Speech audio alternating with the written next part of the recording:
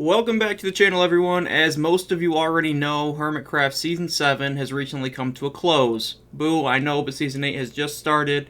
But I'd like to take the opportunity right now to present to you my top 10 list of Hermit builds from Season 7. Let's get right into it. Number 10 is the Hermiton Herald. I know it's not the biggest build, it's not the most crazy looking build in the shopping district, but it is amazing in the fact that they took so much time to make all the words on these maps. Okay, this is somewhere in the world, which is just incredible. It's amazing to think about how much time it actually took them to make every single one of these newspaper articles. That's dedication, and that deserves a place on this list. Just look at these. Look at these. Like, the words are so small. It's incredible. Number 9 is Trick or Treat. I know, again, this is not the most fabulous looking base, but its idea is simply amazing. Okay, so you just walk into this shop, and there's a chest, you have to check it. Trick or Treat, press the button on the ceiling inside. It's recommended that you drop all your items, which implies, okay, maybe I'm gonna die. Let's hit this button to see what happens. Alright, I got treated this time. With the Witch of the Cookie. That's awesome. That's simply awesome. What did I get? What did I get for the treat? Stacks of concrete. Like, that's super cool. Now let's try to die. And by die, I mean, you know, fall into this pit. This is the trick. So we got this book here. What does it say? You have 2 minutes to live. See the item in the left barrel. Use the items in the right barrel to make the same item. Put your new item in the center barrel. Exit through the back. Alright, so they give you 2 shulker boxes with material. They want us to make a piston. So let's put these down. What do? I gotta put the crafting table down first. Drop that. We got a redstone ore block, so I'm gonna need an iron pickaxe to break that. Let's just grab everything, put it in our inventory so we're ready. Alright. And we're gonna need an iron pickaxe to break that. Crap, okay. Here we go. I don't work well under pressure. Oh, I'm in creative. Oh no. I can't play in creative. Alright, here we go. Survival. Break the iron ore block. Get some iron. Or, not iron. Redstone. And how do I make a piston? I don't know how to make a piston. I'm such a noob. Oh no. Crap. I need more iron. Oh, it's too late. No. Number 8 is Tango's Creeper Farm. Now this thing is pretty cool. It's just a basic creeper farm down here on the bottom. You can see the cats, you can see the carpet, so you just get creepers flowing up through this tube. And that's all pretty basic. But once you go over here to the side, you will find your bubble elevator. And this will transport all of the creepers to the top of this build. And this is where things get crazy. Up here, they're going to follow this water path. Some of them are getting stuck up here, but I'm pretty sure it'll be okay. They'll eventually make their way through this water and out this dragon's nose. Like, look at this. This is the funniest thing in the world. It's like the dragon is just shooting snot bubbles out. And look, like, that's hilarious. That's freaking amazing. I love it. I could just watch it all day. Number 7 is another amazing farm that deserves a place on this list, and this is Impulse's Guardian Farm. Now this farm is not only super efficient, but it's also really cool to look at, as is most things on the Hermitcraft server. These guardians flow up to the top. I actually can't even explain it. I don't know how it works. But what I do know is if you go to the top here, you'll get an amazing show, and you'll get to watch all the items just circling around. Like, these farms are just so cool to look at. I really could just watch them all day. I wish I had the technical know-how of Minecraft to be able to do these things myself. Maybe someday I will. But down on the bottom here, it appears that they're going into the nether and dying, and then they're ending up through the floor down here. But the only thing coming out of the nether portal on the bottom here is the items themselves. And I'm sure there's an episode from Impulse making this farm, and you can go back and check that out, obviously. This is just my rank list, and I just want to give props where they're due. This is super cool. And there's a fish. Pretty cool. Number 6 is Scar's Magical Forest. Now, this build is just incredible. I love the way Scar builds, and it is important to note that I am a huge Scar fan. Just the way he terraforms the land around his builds make his builds some of the best on the server, in my opinion, personally. But there's still other things in the server that I find maybe a little bit above this, but we'll get to that. Anyway, look at this land. I couldn't mock this if I tried. And the Ender Dragon head on the villager, come on, it doesn't get any cooler than that. He's got his pretty cool village bases, and he's got his snail, of course, the cute snail. I love him. Then over here we have the custom trees, which are also super hard to make. They're really difficult to make, and they all have these little bases on them, and it's connected by the bridges. And just look at that. Just look at that land. Like, I don't think there's any person in the world that's a better terraformer than Scar. Just putting that out there. While we're on the topic of how hard it is to make a custom tree, coming in at number 5 is Iskal's Omega Tree. I have to zoom out to actually get the whole thing in there because it is massive.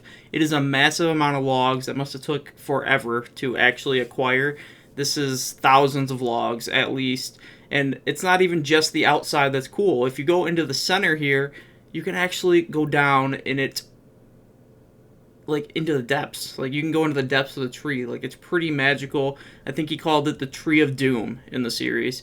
And it's just cool. If you get down a little further, you'll find his bases, his shops, not his shops, but his areas, like this.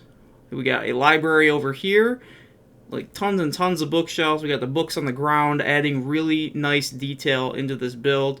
And if we turn the corner over here, we'll find a little mining area signified by that little diamond block. And it's not actually a working mining area, but it adds a lot of detail to this build. And then he also has his nether portal, and this area right here is like a blacksmith. He's got the little tools hanging around, and that is super cool. Now, if we go down to the bottom of this, you will actually see where Iskal's talents really come to the forefront. And it's just a chest surrounded by diamonds. I can't not look in the chest surrounded by diamonds. Anyway, this glass on the floor is actually one of Iskal's very cool talents. It's really not a bottomless pit, but if you come to the top, it looks like a bottomless pit. I love the way the glass is layered to make that foggy effect, so it looks like that. That's really, really cool, and that's really something that takes a lot of practice and talent to be able to create.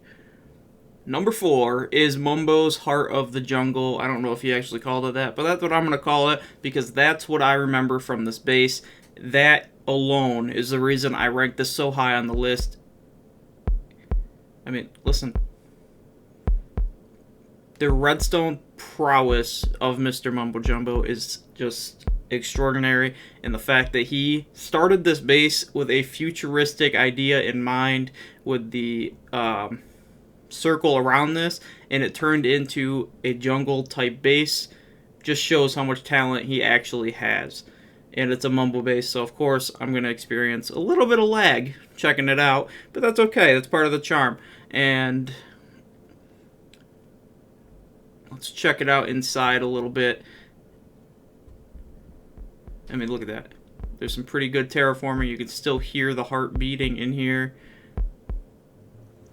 Overall, just a really cool looking base in my opinion. Number 3, we are back with yet another Scar build.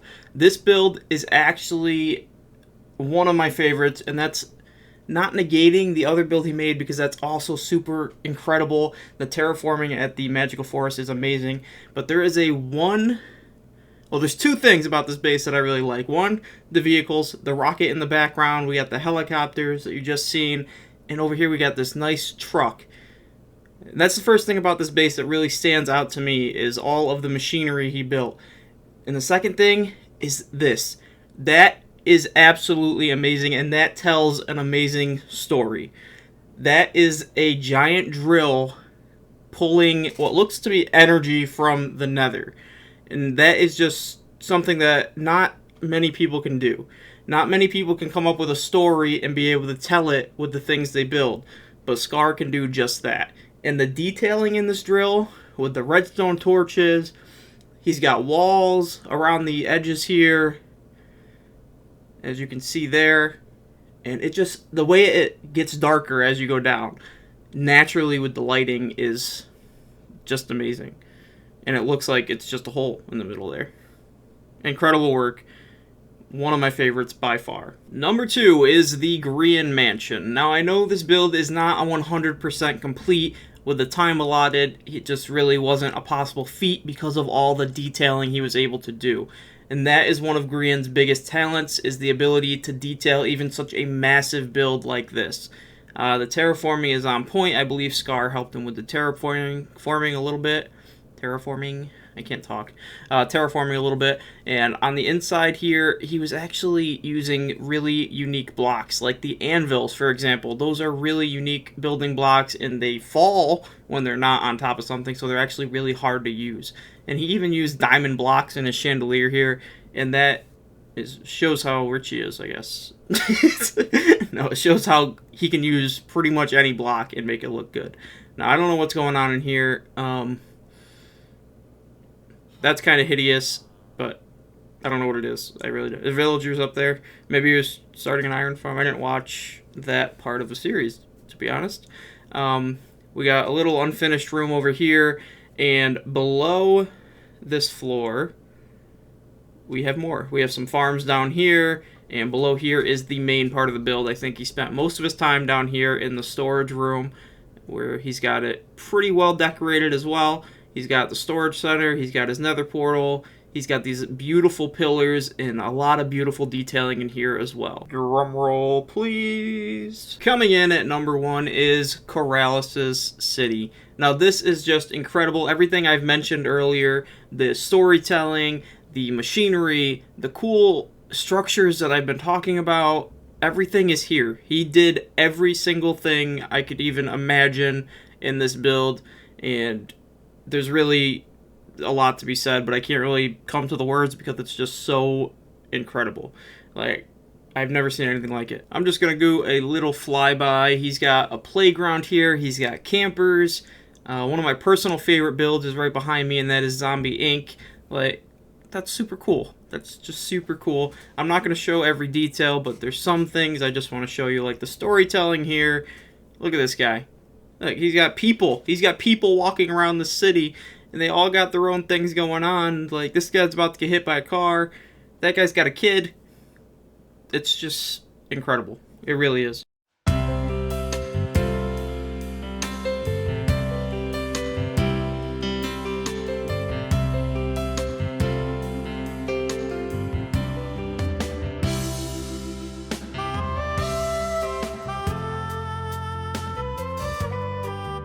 And that's where we're going to call this Minecraft Top 10 list. I hope you enjoyed it. Let me know in the comments down below what you think of this list, what you would rank as number 1, and let me know if there's any other Minecraft ranked lists you would like me to do in the future. This has been Brian Black Games, and I will see you in the next one. Bye-bye.